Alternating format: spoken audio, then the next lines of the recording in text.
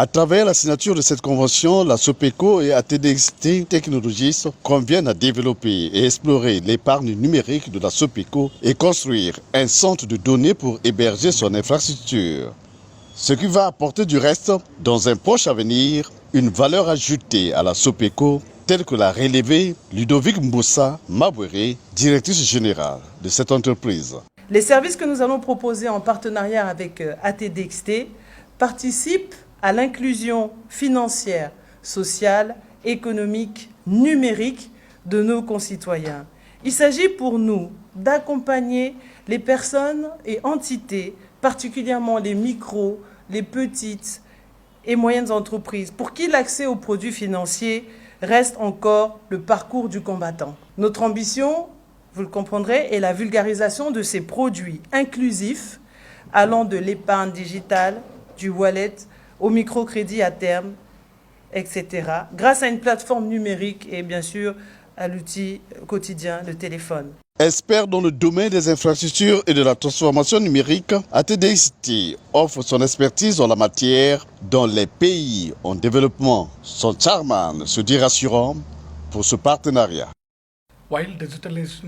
Avec la SOPECO, nous allons travailler dans tous les projets qui vont permettre la transformation digitale. Ce sera aussi un grand plaisir d'apporter les infrastructures de pointe que nous avons déjà construites dans les pays développés, de les amener dans les pays comme le Congo.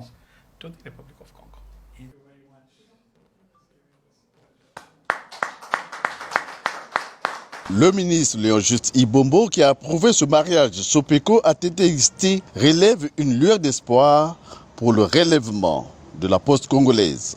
Se situant dans le droit fil de nos missions, prescrites par le président de la République, son Excellence M. Denis Sassou Nguesso, notamment le développement de l'économie numérique, la modernisation de la poste, la recherche des partenaires privés, la signature de la présente convention est la réponse à la matérialisation de cette feuille de route. Elle fixe les principes de base à la numérisation de la poste congolaise. Elle contient des dispositions claires d'un partenariat mutuellement avantageux en termes de transfert de compétences. Mais aussi, elle vise à faire que le secteur postal de notre pays soit un secteur optimal qui apporte sa contribution dans l'économie de notre nation. Tout ceci à travers l'épargne par des moyens digitaux innovants. Cette convention vient donc élargir notre écosystème numérique et offrira au public, au travers de Nova Digital, une épargne digitale moderne pour une inclusion numérique. La poste congolaise, jadis fleuron de l'économie nationale, a perdu de nos jours ses lettres de noblesse. Avec ce partenariat, un grand pas pourrait être affranchi afin que la poste congolaise rime à l'ère de la modernité, celle de la digitalisation.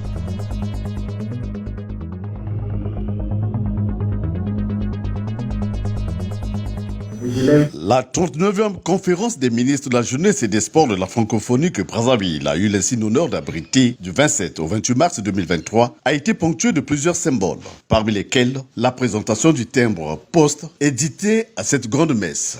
Timbre ici dévoilé.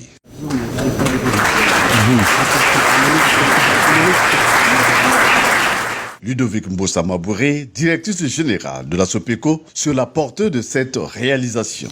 Le timbre n'est pas qu'une valeur marchande, puisqu'il est paré et séparé au fil du temps de couleurs, motifs véhiculant l'histoire, la culture, la biodiversité, les valeurs, les événements marquants de nos sociétés. C'est à ce titre que la Poste marque sa participation à cet événement mondial qu'est la Conféges. Nous avons en effet été sollicités par le ministère des Sports et de la Jeunesse afin d'éditer un timbre commémoratif de ce sommet et une planche de collection de timbres retraçant quelques événements sportifs historiques de notre pays tels que les premiers Jeux africains en 1965. Et pour matérialiser cette collaboration en vue de la réalisation et de la vente du dit timbre, le ministre des Postes, des Télécommunications et de l'économie numérique et celui de la Jeunesse et des Sports ont signé un accord de partenariat. À l'émission de ce timbre s'ajoute une enveloppe dite premier jour, illustrant le jour de l'émission du dit timbre. Un timbre du reste était prisé par les collecteurs philatélistes car considéré comme la forme la plus prestigieuse d'une collection.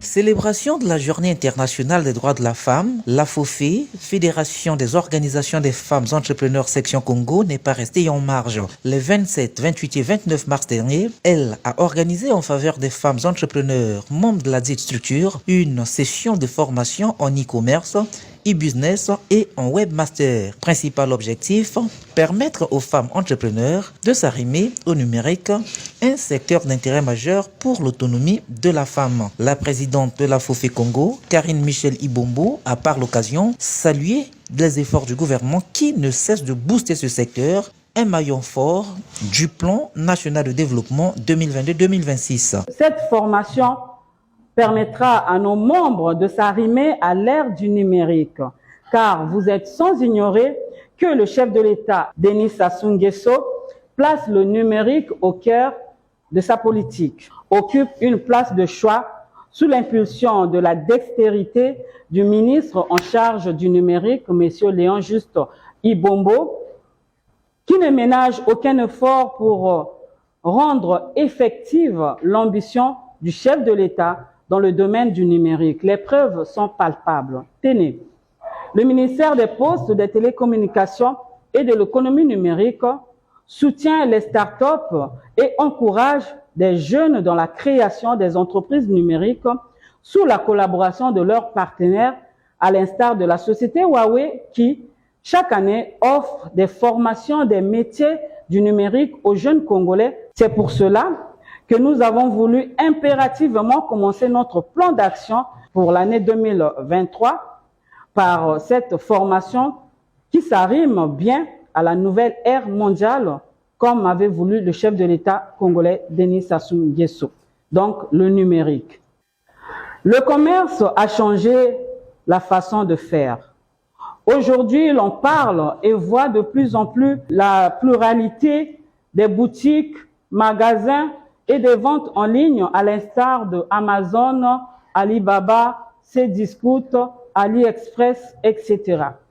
Ces grandes firmes marchent bien et par ailleurs, je suis moi-même une meilleure cliente de ces 3 magasins en ligne cités. Présent à cette formation, le directeur de cabinet du ministre des Postes, des Télécommunications et de l'économie numérique, Jean-Marie Nyanga, a exhorté la FOFE pour son implication dans le processus de sensibilisation de la femme congolaise au métier du numérique. Il est désormais clair à travers cette session de formation au métier du numérique que la FOFE s'est résolument inscrite dans l'exercice du pouvoir transformateur des technologies numériques pour échanger à travers leur site web, notamment, pour se coaliser et promouvoir le changement nécessaire à leur cause. Et croyez, Madame la Présidente, que le ministre des Postes, des Télécommunications et de l'économie numérique ne ménage aucun effort pour contribuer à la cause de votre organisation. Cette formation a été couplée avec la présentation du site web de la FOFE ainsi que de ses plateformes numériques. Chris Lando, expert en langage HTML et en informatique de gestion, a été le principal formateur. C'est une boutique en ligne mise à la disposition des associations qui font partie de la FOFE Congo, car la FOFE Congo possède plusieurs associations, plusieurs membres. Disons que c'est une galerie. Et dans une galerie, on retrouve plusieurs boutiques. Elle offre de multiples de services, des services physiques, des prestations Voilà, en bref, c'est une boutique multiservice. Rappelons que la création de la Fédération des organisations des femmes entrepreneurs des pays d'Afrique centrale remonte d'avril 2021 et a pour objectif de renforcer les capacités institutionnelles, opérationnelles et commerciales des organisations des femmes entrepreneurs afin d'améliorer leur participation à la gouvernance économique, politique et sociale dans l'espace CEIAC.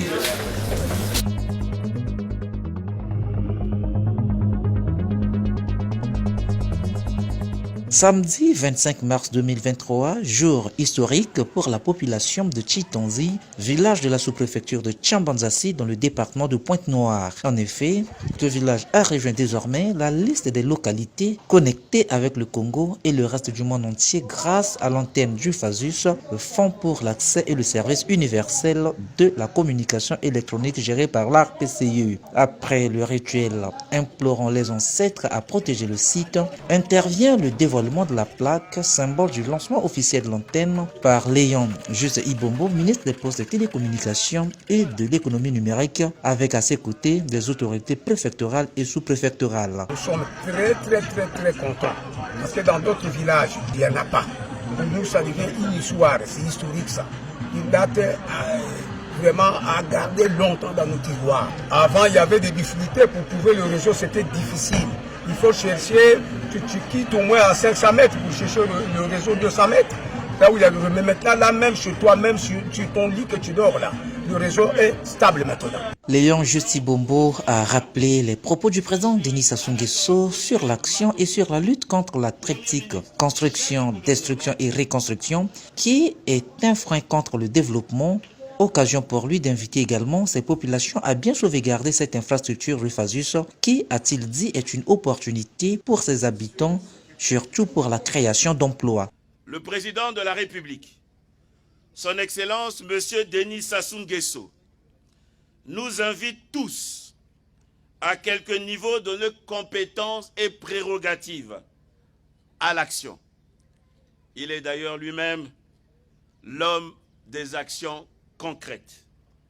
Aussi, grâce à sa vision éclairée d'arrimer le Congo au développement de l'économie numérique et à l'opérationnalisation du fonds d'accès pour le service universel des communications électroniques, la localité de Titanzi est désormais connectée au reste du pays et du monde. Une seule invite: prenez grand soin de cette infrastructure afin de briser le cycle construction, destruction, reconstruction. Le clos de la cérémonie a été marqué par la remise de téléphones portables aux autorités de ces localités. Après le village Chitonzi dans la sous-préfecture de Tchambanzassi, le ministre Léon Juste Ibombo s'est rendu à Mvumvu, 2e arrondissement de Pointe-Noire, où il a procédé à la mise en service de la salle multimédia du complexe scolaire Malwango, une autre action du FASUS pour le soutien à l'éducation scolaire et universitaire. En favorisant la mise en place d'équipements informatiques et en facilitant l'accès à Internet aux élèves ainsi qu'au personnel enseignant, permet de lutter contre la fracture numérique et de réduire les risques de décrochage scolaire.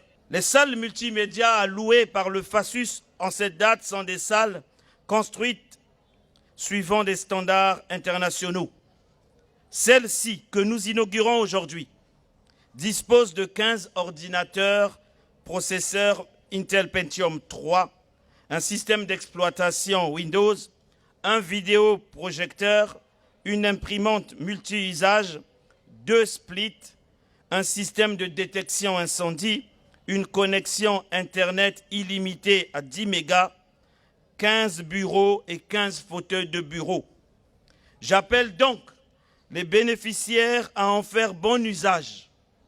Je souhaite vivement que ce don contribue à améliorer, si besoin, la qualité de nos élèves en les rendant plus compétitifs grâce aux résultats de leurs recherches tout azimut, faites dans cette salle multimédia. Car l'accès au TIC et l'utilisation de ces technologies permettent l'acquisition et la diffusion du savoir. Promouvoir donc l'utilisation des technologies de communication électronique, c'est bâtir un socle numérique du Congo d'aujourd'hui et de demain.